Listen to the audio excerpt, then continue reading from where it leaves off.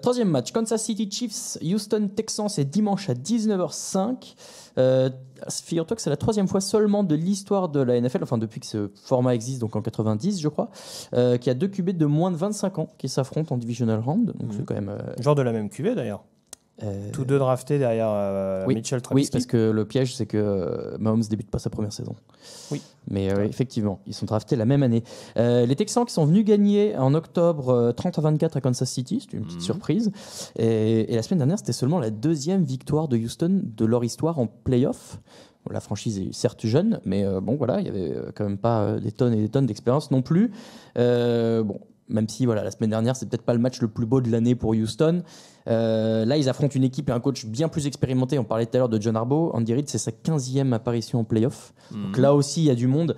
Est-ce que la clé pour Houston, ça va pas essayer de profiter un peu de feu la largesse parce qu'ils sont moins mauvais maintenant, mais on a vu par le passé que les défenseurs de Kansas City aimaient bien prendre des yards dans la vue, ça les dérangeait pas forcément.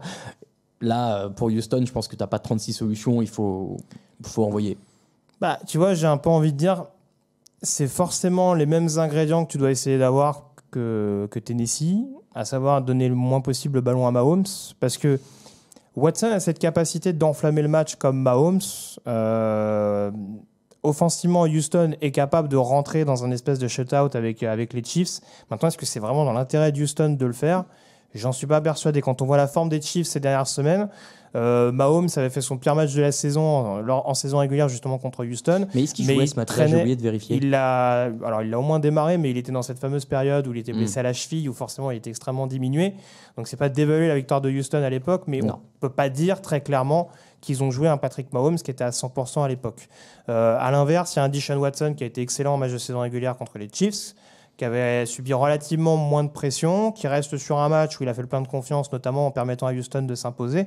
Maintenant, sur un match où on doit laisser le moins possible le ballon à Mahomes, il faut aussi compter sur un jeu au sol relativement efficace. Et Houston n'a pas d'Eric Henry. Bah, c'est ça. J'aime bien Carlos Hyde, mais il a été assez irrégulier depuis le début de la saison. Et est-ce que vraiment ils ont cette capacité à garder suffisamment la balle ? Bah, c'est pour ça, est-ce que tu veux pas essayer de forcer Mahomes justement à essayer de te suivre ? Parce qu'il peut, honnêtement, il a des armes pour. Il peut, mais j'ai peur que sur la distance, Houston n'arrive pas forcément à tenir. On a vu que...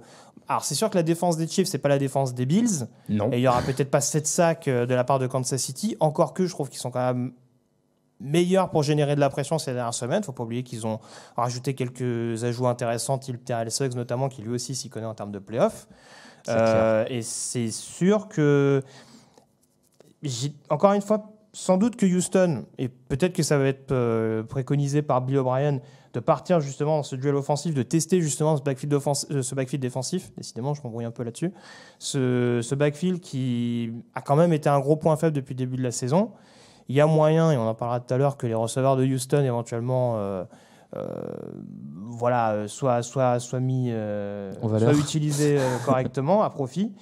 Mais j'ai un peu peur que sur la distance, cette équipe de Kansas City, quand on voit comment les Texans ont sorti les Rams contre Buffalo, qui offensivement parlant, leur a donné les Rams d'ailleurs, Buffalo, proposait pas énormément de choses. Et j'ai un peu peur que là, contre les Chiefs, avec un Mahomes qui va, pour parler de manière un petit peu trop imagée, va sentir l'odeur du sang. J'ai peur que vraiment les erreurs, parce que là, en l'occurrence, le backfield défensif de Houston ne me rassure pas à 100% non plus.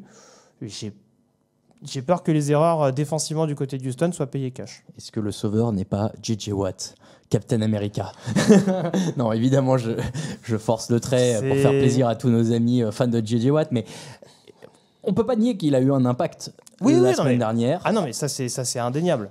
La prod en fait beaucoup sur lui, ils sont contents qu'il soit là, très bien, mais n'empêche que si il arrive à arrêter Mahomes une fois, même tu vois, un sac, peut-être même un plaquage pour perte ou quoi, est-ce que ça peut pas mettre un petit grain de sable qui peut permettre aux Texans de prendre l'avance ? Si tu veux, son rôle pour moi a forcément été prépondérant la semaine dernière, mais on est dans deux contextes totalement différents. La semaine dernière, ils sont au NRG Stadium avec une équipe de Houston, etc., qui a fait une fin de saison régulière un petit peu compliquée, mais qui en tout cas... mais qui prend la division, donc qui est un peu... a été galvanisé, parce qu'en plus, quand il fait les jeux, on est à 0-16, Houston reprend un petit peu de momentum, etc., etc. Là, on est dans un contexte qui est quand même totalement différent à l'extérieur. Alors, je ne dis pas que son rôle ne va pas être important pour ses coéquipiers, etc.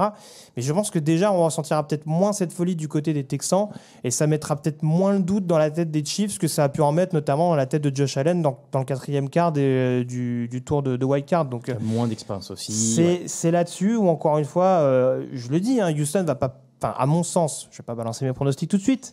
Et je ne vois pas Houston perdre de 30 points. Mais encore une fois, offensivement, j'ai du mal à m'imaginer, à me figurer vraiment la stratégie qui peut leur permettre de mettre vraiment et durablement cette équipe de Kansas City en difficulté, même si en défense, et on va pas se leurrer malgré la très bonne période de Kansas City, il y a des points faibles qui sont parfaitement exploitables de la part de Watson. Très bien. Voilà pour ce 3e match.